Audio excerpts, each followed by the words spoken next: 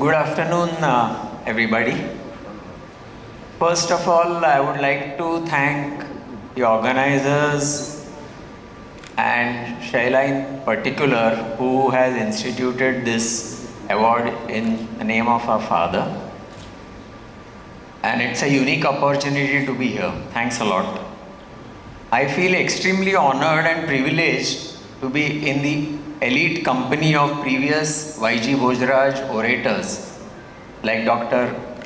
Abhay Bang and Dr. Farooq Udwadia, both of which orations I attended. Anesthesia and me, myself in particular, share a very special intimate relationship and connection.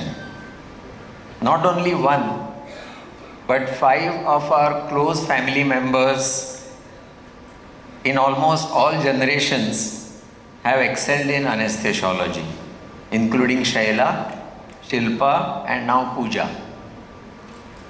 Growth and recent advances in spine surgery have been possible and largely due to the advances in anesthesia and monitoring. If anesthesia and monitoring had not advanced, spine surgery would have remained primitive. And hence, they both go hand in hand. Shaila has already spoken about the Bhojraj lineage, but just a few words. It all started with my grandfather, G.G. Bhojraj, who was not only a doctor, the first MBBS doctor, who came all the way from Vidarbha to do his MBBS in the then Grand Medical College. The GS Medical College was not even formed. It started much later by Dr. Jivraj Mehta, but that was, JJ was the only hospital. So my grandfather, Dr. YG Bhojraj's dad, we call him Azoba, came here, became a doctor. He was the only doctor who was also a qualified lawyer. He also did BA LLB while he was in Bombay because he was extremely brilliant and he took interest. After returning to Amravati, he became one of the biggest, most busiest private practitioner with, we hear, a 1 mile long line of patients outside his clinic. However, he gave up all that for the freedom fight. And he was a freedom fighter. Overnight, he jumped into the freedom movement and he was in jail for a very long time till India had its independence, and he was with Sardar Patel and the others. We heard all these stories on dinner table, and I was fortunate to spend good amount of time with Azoba before he passed away. Talking about my dad, since childhood we learned the Gandhian philosophy on a day-to-day basis and true life lessons and genuine values. Baba, as we called him, was humane, ethical and completely non-materialistic. The qualities he had imbibed from his humble beginnings and which got reflected in our entire extended family. He came here in a dhoti as the first medical student from Vidarbha, and he could afford that because of a fellowship which was given to him by Jivraj Mehta, because he was the son of a Gandhian and a freedom fighter. If that was not so, he wouldn't have become a doctor. He was a true friend for me, philosopher and guide, and always encouraged me to do what I believed in, and was largely responsible and influential in my finding a true purpose of life. He was always around to encourage me and support my idea of forming the Spine Foundation, the topic of today's oration, and was always appreciative of my continuing to work and learn with poor patients at the St. GS Medical and KM Hospital, where I worked, learnt and served for 18 long years. When my spine unit was formed, in 1998. When my friends and colleagues and contemporaries were already setting up their own private practice, and they were actually making fun of me that I am still sticking on the KM hospital. So thanks again for giving me this diverse platform and a unique opportunity to present not mine but our work for the last 27 odd years. The PEP Media team has made a very small interesting clippet on the Bhojraj lineage for a couple of minutes, and I would request Mahesh Garg to just play it.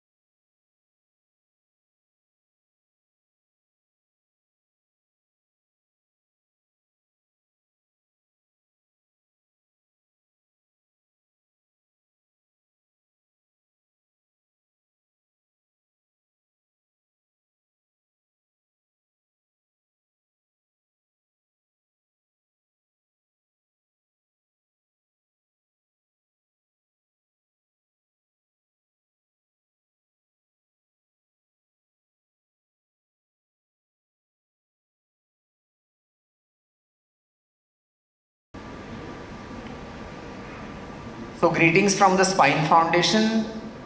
We celebrated 25 years of the foundation 2 or 3 years ago. We are in the 27th, 28th year. So this is how it grew from there to then. Now basically we have what is called as a spine fellowship program, where we enroll 2 to 3 qualified spine surgeons as the Spine Foundation fellows.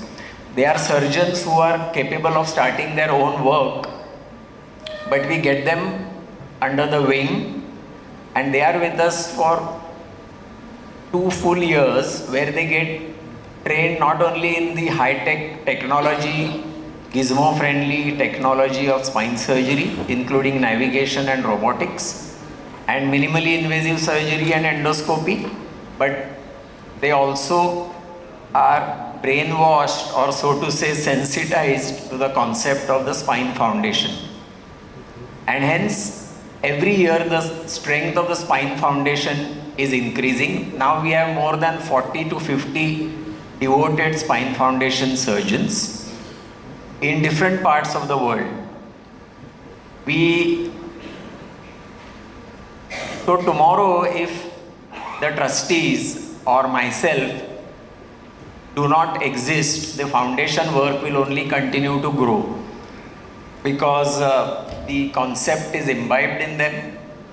And hence it's very important for us that we do not select these orthopedic surgeons from big metros, but we select them from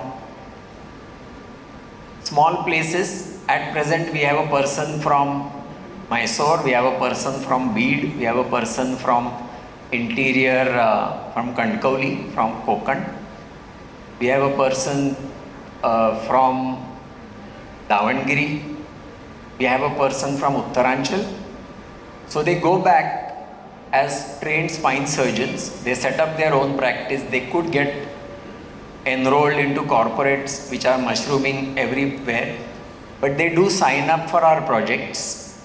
Just to give an example, we don't have time to go through, but there are some people here who's a top spine surgeon in Cincinnati. Siddharth Badwe is from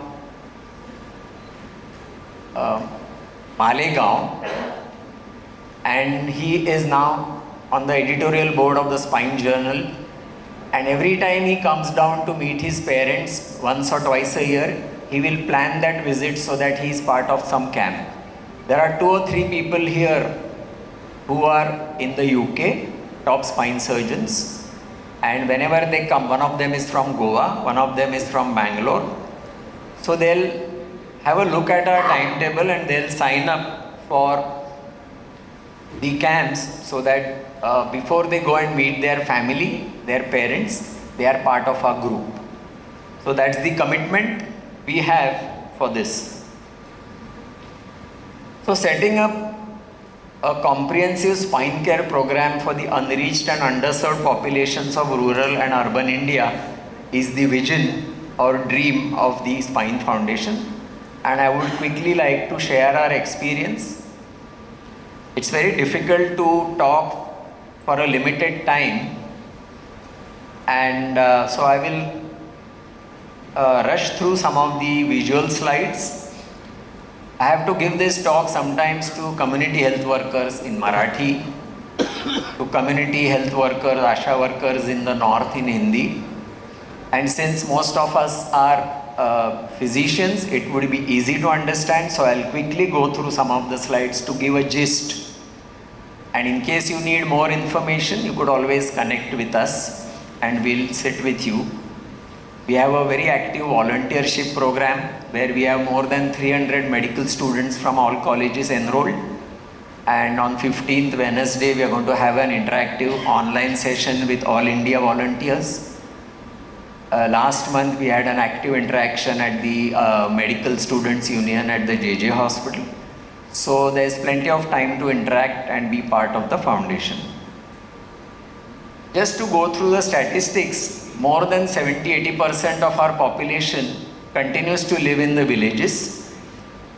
However, most of the trained elite surgeons try to remain in the big metros. The problem specific to our country and the entire Asia Pacific region is lack of affordable private insurance. There is no NHS, there is no insurance scheme, there is no Obamacare. Although there are positive signs of things happening with the Ayushman and other things, but there are still a lot of loopholes and black spots and blank spots. There is largely a self-paid healthcare, and the biggest problem is unaffordability.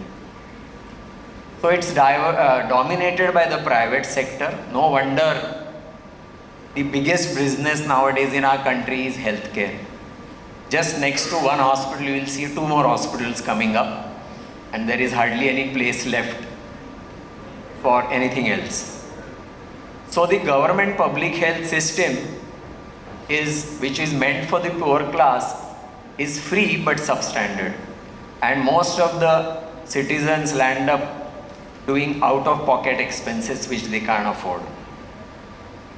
On paper, there are many services. If you go to a politician, he'll say we have in this district we have 20 PHCs and we have 20 ambulances. But this is a picture not too far back from Gadchiroli, where almost 4 months of the year the PHCs are marooned because of water.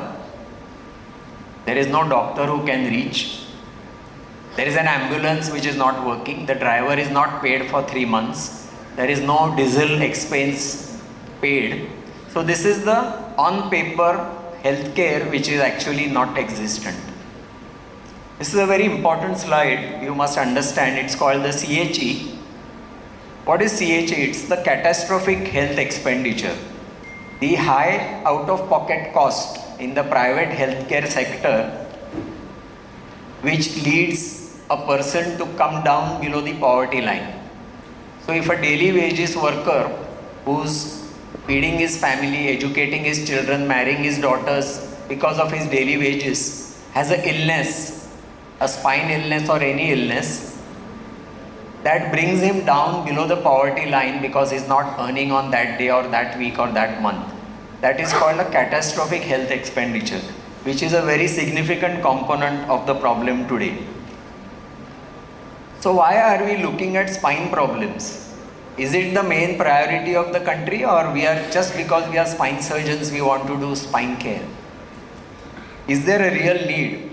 If you pick up any community medicine journal, you will find that malaria, TB, IMR, all these things are adequately being managed over the years.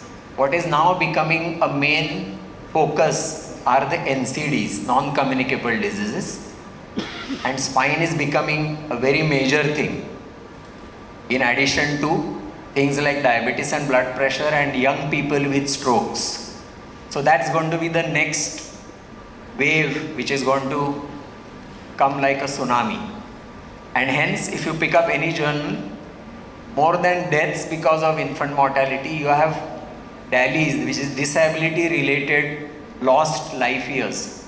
So if a peasant or a farmer has to lie in bed because of a spine problem, he just goes without any daily wage, daily thing. And that's a major functional disability which is going to reflect on everything. The productivity, the income generation, and overall the productivity of the nation. This is what woke us up. This was a small girl in Nandurbar, which is a small area in between Madhya Pradesh, Maharashtra and Gujarat, where there was no medical facility except a civil hospital. This Adivasi girl, tribal girl, fell off a tree and developed a fractured spine, and there was no health care available there. The parents were out in the field working, so the grandparents just got her home paralyzed, and since there was no medical care, forget spine care, she was lying in incontinent in urine and feces for over a month with bed sores, as you can see, and until an NGO picked her up and brought her to the St. George's Hospital, and that's where the then health minister, Dr. Samant, got to know that in his area, in his state, there is no healthcare available. So this was an eye-opener for us, and that's the year, many years ago, we adopted the Nandurbar Civil Hospital as one of our centers, and after so many years, this is one of the busiest spine center we are having through the Spine Foundation. Going there every 3 months and doing 10 to 12 cases every year. So the service of the have-nots has been our motto. What is it that we really want to do? To initiate spine care setups in areas where affordable and rationalized spine care is not available. We tried to get some support from two major organizations. One is the ASI, of which we happen to be the past presidents, Spine Surgeons of India Association. And we started what is called as a social wing. There was a research wing, academic wing. The foundation started a social wing, trying to get in more interested people. There is a very interesting organization called RC, Association of Rural Surgeons of India, of which we are active members, where we meet once a year. Very interesting people who are qualified surgeons from all branches, OBGY, general surgery, pediatric surgery, come together and discuss the problems of doing surgeries in remote areas. So how we do it, it's a team effort, as I mentioned. We have delegation of duties. It's not a one-man show. A typical working module consists of starting with evaluation camps, involving local surgeons, assessing the needs by doing a feasibility visit. We have a feasibility visit form before we reach there. Identifying local setups to operate. Although 80% of the spine problems fortunately do not need surgery, 20% need evaluation, 10 to 15% need investigations, and maybe 5 to 10% need surgery, out of which 4 to 6% agree for surgery, and out of which 3% land up for surgery. So this is the equation which is actually favorable for us, because if we went and saw 100 Naxalites and all we decided to operate, it would be unmanageable. So rationally speaking, this is the equation which helps the foundation, and we also believe in that principle of conservatism, which we not only apply in the villages, but we also apply in the big metros. That's why the opinions are important. We also believe that the success of such ventures lies in turning these as turnkey projects. If we decide to be in Nandurbar forever, it's not going to work, because we have other areas to go, the whole nation to go to. As Shaila said, we have 33 centers at the end of 27 years spread all over the country. But there are 333 more where we probably need to go. So if we train a local person, empower him to run the place with supervision, we would be able to spread more. Although the team, the bench strength is improving, we also need all these things to improve. So empowering the local people, village health workers is important. Identifying interested local doctors. Just to give an example, Ambejogai Medical College, which is the first rural hospital of the state, we visited almost around 8 to 10 years ago to start the service, because there was no spine surgery. And when we went, a simple case like TB spine or a disc, they didn't know what to do. They were asking that poor farmer to travel to Latur and spend his money to treat. So that was the situation then. And today, we are doing 15 to 20 spine surgeries every 3 months. But that's not the point. The head of department, Dr. Lamture, who was very much interested, who didn't know ABC of spine, we got him to Bombay, trained him at the VN Desai. Then we did hand holding, and today independently he is performing spine surgeries. Hence, it may be very easy to get off that center and start a new center and go there only to do advanced surgeries. So that's the principle. Finally, financially self-sustainable packages, because this we have to spend everything, not only for our travel, expense, investigations. A tribal person will not have any money.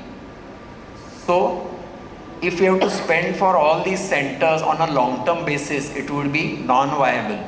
Hence, we have to also develop self-sustainable models, financial models. And I am happy to say that all the government schemes are now being incorporated. And now we have donors who adopt 1 or 2 centers so that the running cost is taken care of. So we have to also look at that. Expertise is one thing. Ability to travel and willingness to travel and deliver healthcare is one thing. But financial sustainability is very important, and we have to also look at that. COVID taught us a lot of things, because initially we used to go conduct clinics, identify a patient, then go again, see the investigation, go the third time to do surgery. But COVID, we could not travel, and we started what is called as the online OPD or telemedicine, which has helped us enormously. So now we run telemedicine OPDs every week. So we have a timetable. Every Wednesday we have Gadchiroli, Ambejogai, Nandurbar. Friday we have Kolhapur. Thursday we have Uttaranchal. So we just now go there to do the difficult counseling and the surgeries. The OPD is running on a all the time basis. Involving medical colleges and institutions helps us a lot, because there are enthusiastic young orthopedic surgeons who are interested. We sensitize them, take them under the wings, train them to become our fellows and the future TSF team. Quick look.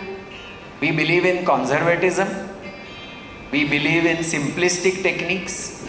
We believe in low-cost, affordable techniques. and easy to learn reproducible methods. If we say we are going to do a disc case only with microscope, loops and robo, it is not going to be functioning. So we have to alter without compromising on quality. It's not that we do something haphazard or substandard in a tribal village and we'll do only the best here. So we have to maintain the quality. I'll quickly go through this because we don't have time. This is a disc for patient who was advised major surgery, a costly surgery we conserved. This was a girl with a 3-dimensional complex cervical spine injury, advised a complex 8-hour surgery we conserved. TB spine with quadriparesis, advised a major anterior job with cage and all that we conserved. These are some long-term results. This is not something which we are doing randomly. All these cases are internationally published in index journals and hence standard practice. This patient was offered, cervical myelopathy was offered a very major anterior job which takes 7 to 8 hours, a cage, a bone graft and metal, more expensive, requires 3-dimensional imaging. So we did a conservative surgery called as a simple 45-minute posterior surgery with a post-op MRI looking like this with excellent recovery. This work was also published in international literature to back us up. Problems in our countries are difficult because most of the patients come neglected. And the dilemma of a young surgeon is the pressures of delivering the correct treatment to the unaffording free patient at no cost but with maximum safety. So we cannot compromise in all these deformity corrections, complex surgeries just because. So we carry neuromonitoring, neuroanesthetist to the faraway interiors of the country. Without that we don't do any deformity corrections. Just we came back from Uttaranchal, where we did a very complex growth rod and we carried the neuroanesthetist and we carried at whatever cost. So we, just because it's inaccessible area, we do not compromise on safety. Our priorities are different, our needs are different. So I think self-reliance, self-respect and simplicity is the key.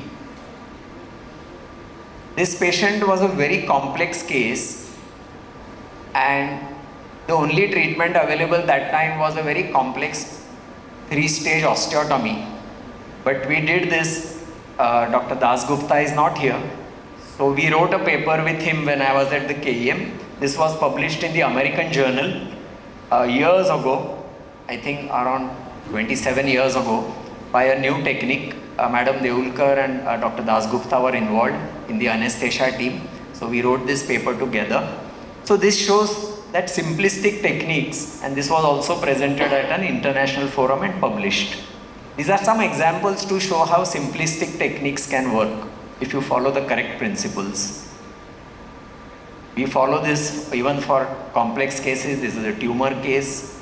This is another very complex tumor case done at the KM hospital. We have now almost a 32-year follow-up on this engineer, telecom engineer from Karnataka.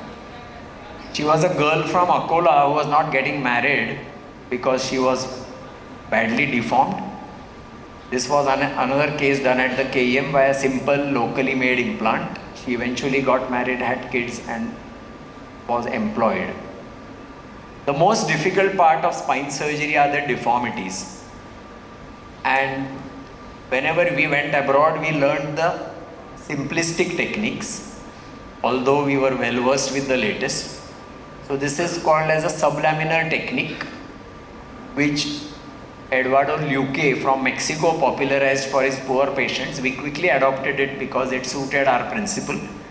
And with that, we had excellent results in very complex cases, as you can see here. That is the anaconda spine of neurofibromatosis. This girl, I never get off the podium unless I show this girl. She was a daughter of a school teacher from Arunachal Pradesh, government school teacher, who traveled 2.5 days to reach Bombay. She took a loan from the government to treat her. This is when I had just joined Hinduja in 93, and she was getting breathless because of an accordion telescoping spine. So we did a very complex surgery, simplistic, completely free through the foundation. She gained 4 inches of height and became straight. Her lung function improved. She eventually got married and is serving as a school teacher in the same school her mother served. This is to show that we have no double standards. So that was done for the poor girl, but the same technique was done for a very rich girl from Mauritius. She is a Anglo-French girl from Mauritius, where we did the same technique because we believed in that technique. This was also published in indexed international journal. The foundation was invited in the US 16 years ago to present its work on economical options. A few examples of the rural poor. Abhay and Ranibang Padma Shri, we were fortunate to have him as the YG Bhojraj Orator 2 turns back, and I was in the audience. And their main work is on infant mortality. The WHO and UNICEF could not believe the results, that in such a unreached area he could change infant mortality dramatically. And how was that possible? Mind you, both of them are MPH from Johns Hopkins in Baltimore, gold medalists, but they came and devoted last 40 years to Gadchiroli. How was this possible? Abhay and Ranibang didn't go to each dying child.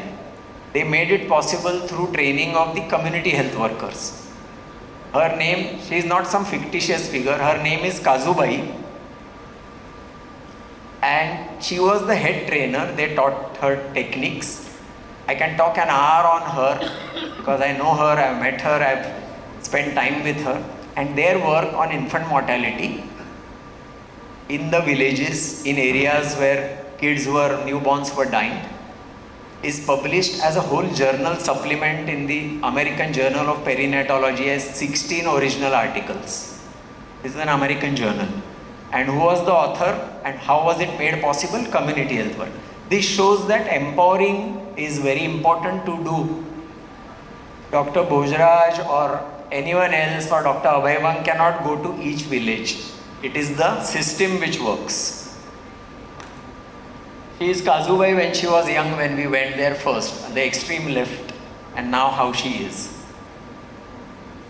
These were our first clinics. We have spent around 23 years in Gadchiroli, and these were our initial clinics. We used to open the door of Sumo, go there. Initial years, all sorts of patients. We used to treat headaches, appendix, urinary infections, but slowly we filtered, and after 4 years started doing our first spine surgery. We used to be there till late. We used to steal electricity by putting a hook on the wire and putting a bulb and seeing patients. So in addition to the service front, we also believed in the research front, and we did a lot of research on prevalence, what are the causative factors in villagers for lower back problem, neck problem. Studied deep into their occupations by doing focus group discussions. He is Anand Bang. He is Dr. Raghu Prasad, who is the present president of the organization. We also studied the local remedies, branding, Jadi Booty, Bengali doctors, what they treat, how they treat. This was an Adivasi girl. Forget her coming to us. We had to go and pick her up 35 miles in the interior because she was lying incontinent because of Cauda equina, severe lumbar compression. So she is Ranitai.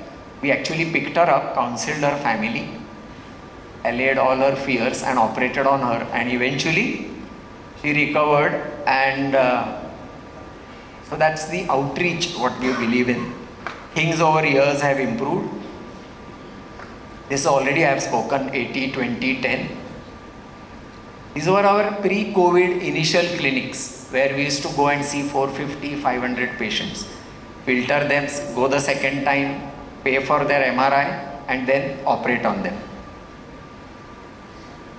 Training of community health workers in Marathi, you can see the lectures. Now we have YouTube training sessions for community health workers in Marathi, Hindi, Gujarati and Bengali to start with. And now we are spreading to Tamil Nadu and Karnataka also. These were our initial efforts. You can see Ranitai making sure that we do the right job. Shilpa initiating the first spine case there, you can see. But right now we have state-of-art theatre, we managed to get donations. She is Jayashree.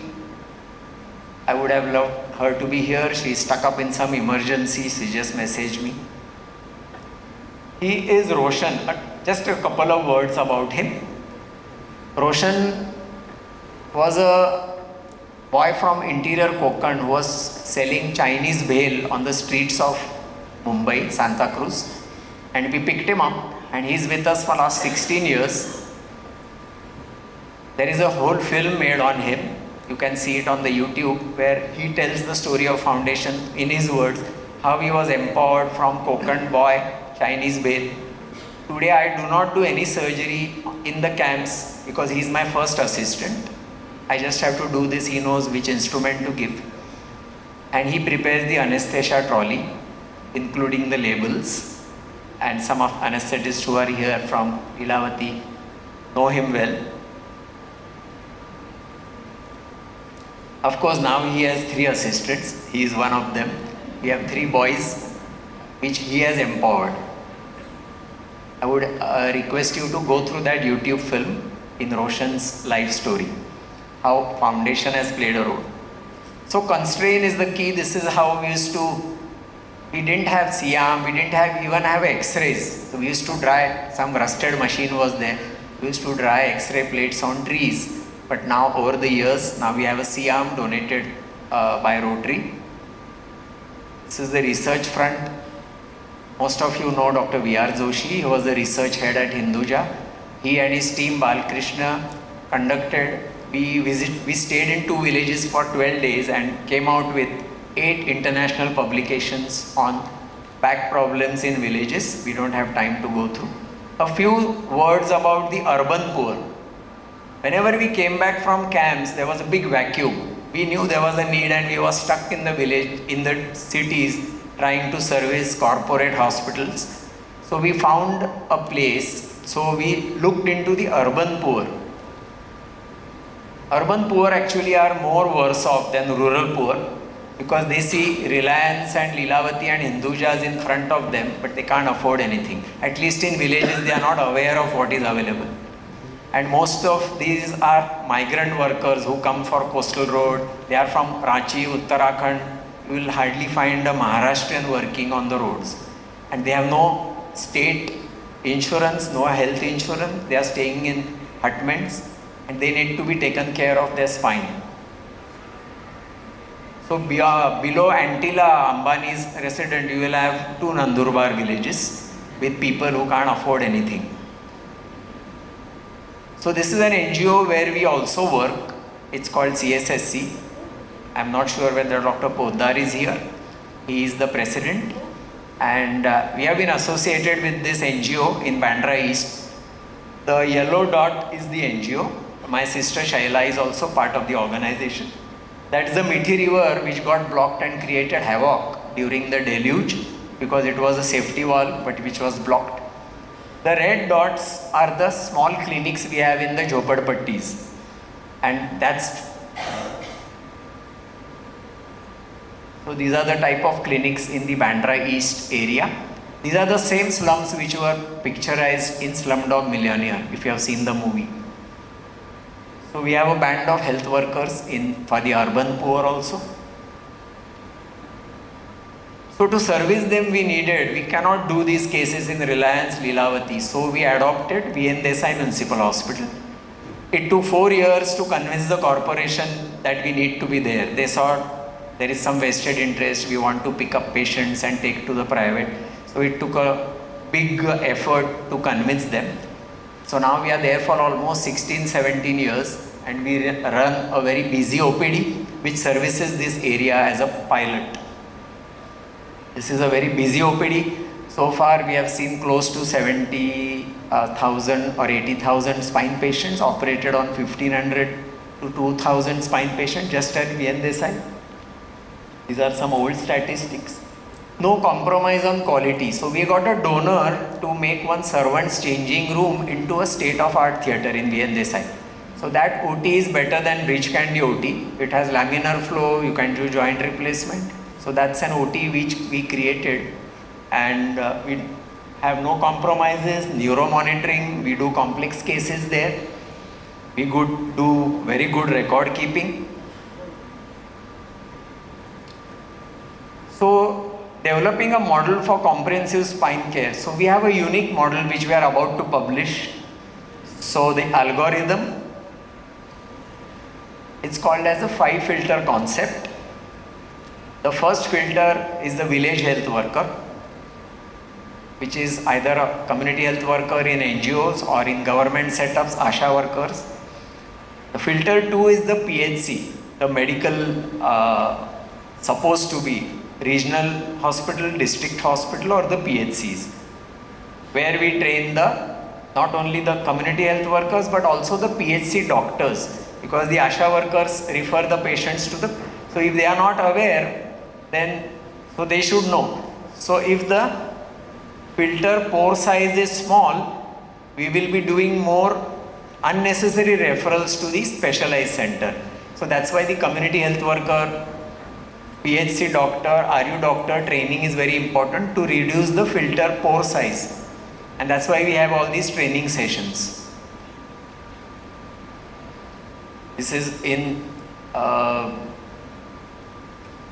addressing the DHO, District Health Officer, rural setups.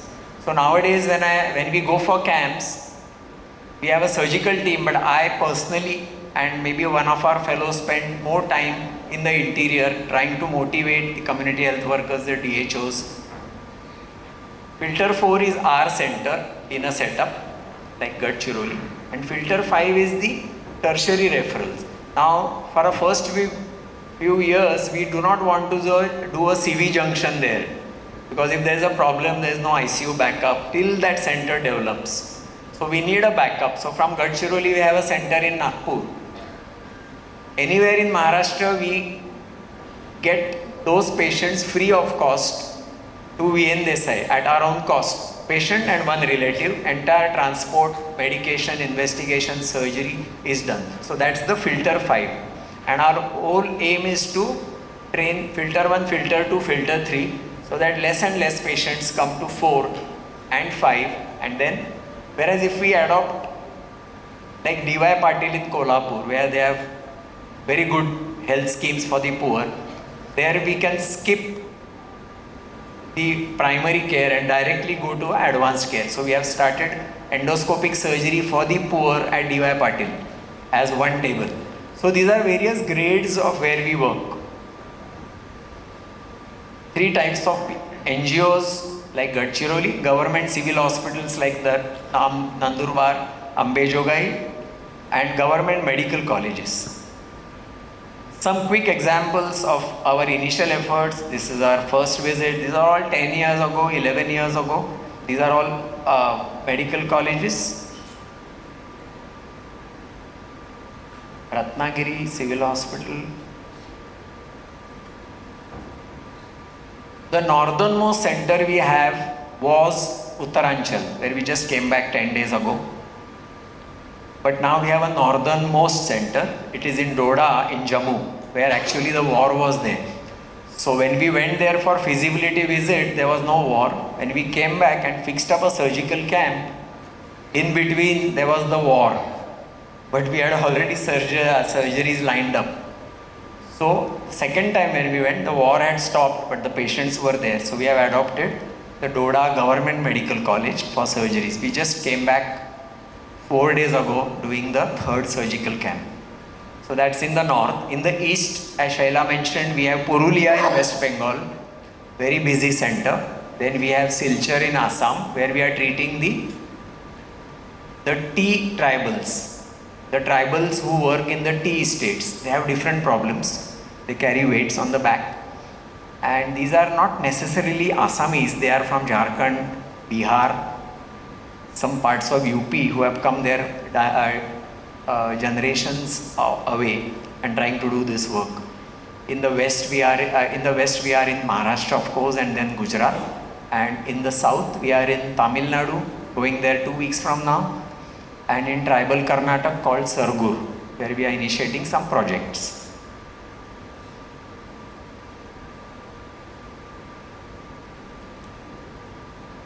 Last few slides. The expenses we have is the travel, the stay, which no donor is willing to give, but these are the real expenses. We have to reach there. Then camp clinic expenses, camp surgery expenses. So is what we all learn today of any help to the man on the road? I think we have to think globally but act locally. Constrained innovation is the key, as I told you. If you all are interested, you must read 2 books. One of them is Fortune at the Bottom of the Pyramid. I'm sure most of them socially conscious must have read it. It's written by late Professor C.K. Prahlad, who was the chair at Harvard, Boston, in the management school. It's an excellent book with Indian examples like Arvind Eye Hospital, Tata Salt, Reliance Mobile when it all started. So you must read this book if you fancy reading, especially this type of work, where he talks about the fortune at the bottom of the pyramid and convert it into a rhomboid. Second book, strongly recommended if you are interested in management of health problems, is what is called as a reverse innovation in healthcare. It's written by 2 Indians who are in the top class bracket, who are now citizens, management school and corporate world and medical healthcare. It's about a book where this is the principle. Poor countries no longer just borrow innovations from developed countries. They also contribute innovations to the rest of the world, including developed countries.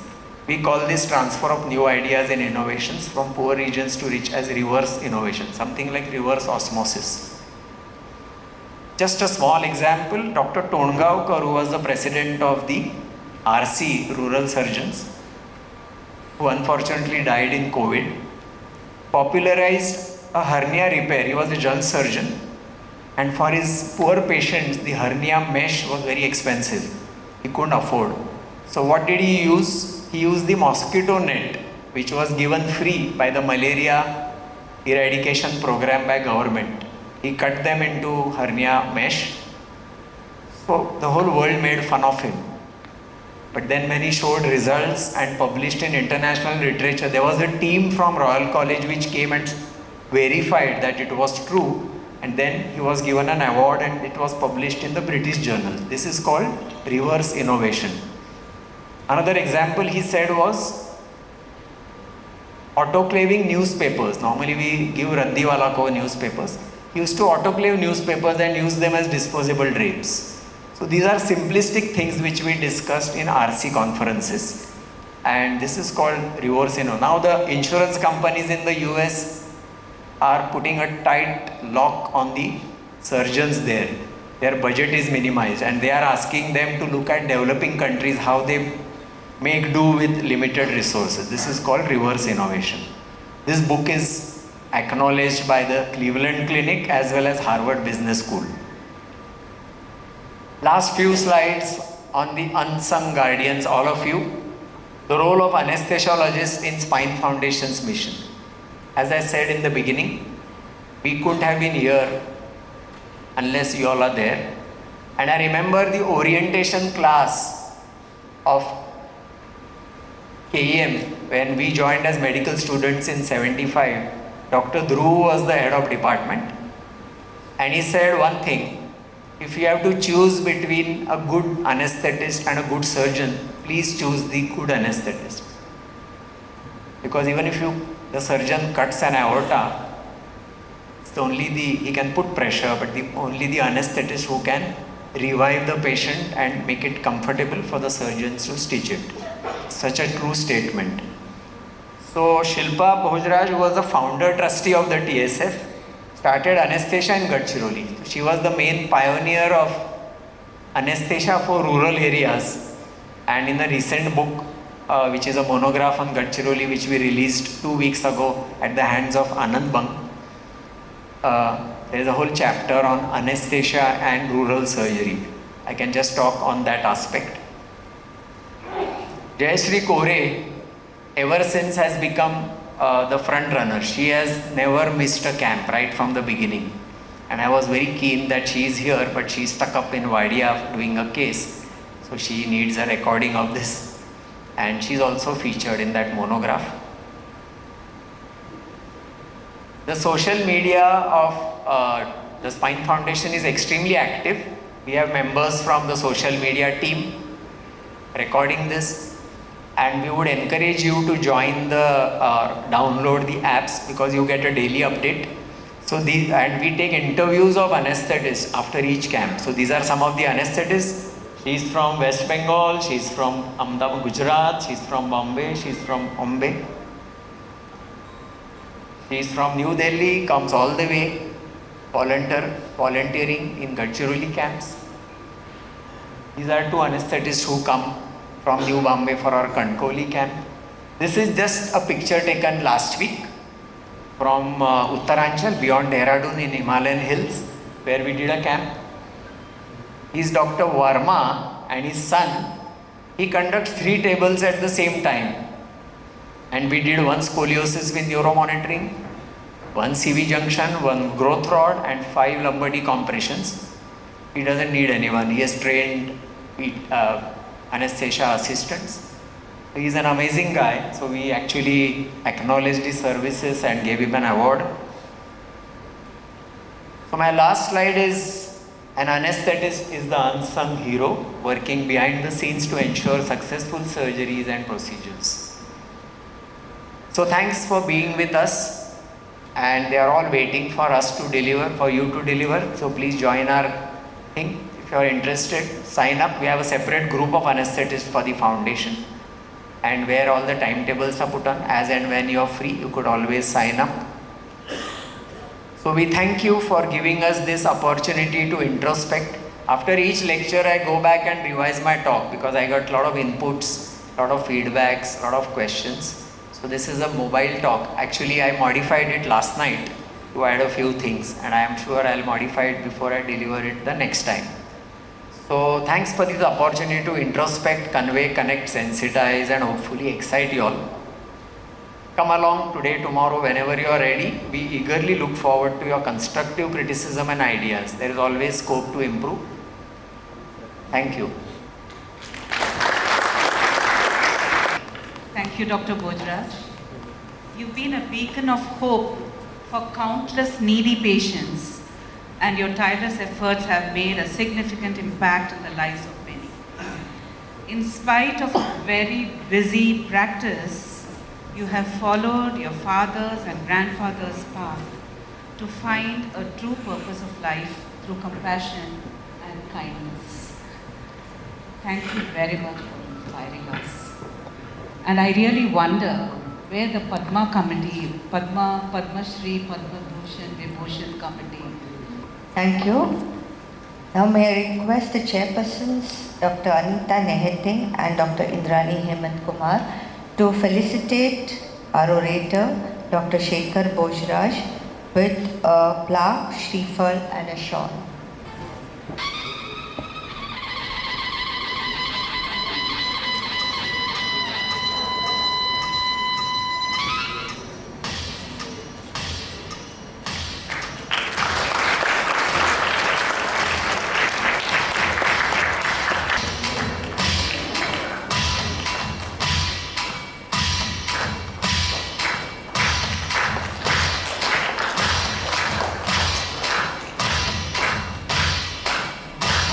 The plaque reads, Society of Anesthesiologists Maharashtra State, ISACON Maharashtra 2025 presents Dr. Shekhar Bhojraj for delivering the prestigious Dr. Y.G. Bhojraj Oration on The Journey Beyond Spine Surgery, 27 Years of Spine Foundation at ISACON 2025 on 12th of October 2025, Mumbai.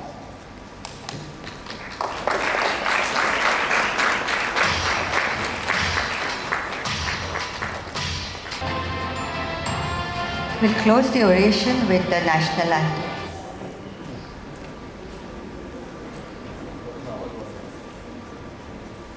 जनगण मन अधिनायक जय हे भारत भाग्य विधाता पंजाब सिंध गुजरात मराठा द्राविड उत्कल बंगा विंध्य हिमाचल यमुना गंगा उच्चल जलधि तरंगा तव शुभ नामे जागे तव शुभ आशीष मांगे गाहे तव जय गाथा जनगण मंगलदायक जय हे भारत भाग्य